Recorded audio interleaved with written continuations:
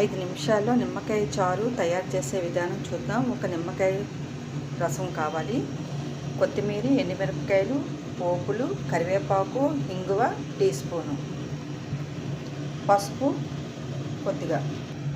ముందుగా పోపులు వేసుకోవాలి, ఎండుమిరపకాయలు వేసుకోవాలి, కరివేపాకు వేసుకోవాలి, బాగా కలుపుకోవాలి. పసుపు కొద్దిగా, ఇంగు టీ స్పూను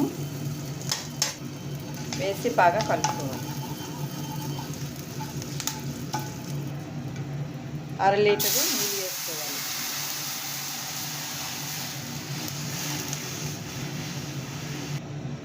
మూత పెట్టి 2 నిమిషాలు ఆగాలి. ఇప్పుడు జస్ట్ ఒక మరుగుతుంది కదా, ఉప్పు తగినంత వేసుకోవాలి.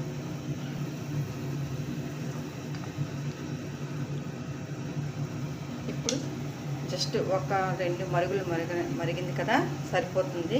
ఇప్పుడు స్టవ్ ఆఫ్ చేసుకోవాలి. ఇప్పుడు చారు అనేది ఒక బౌల్కి వేసుకోవాలి.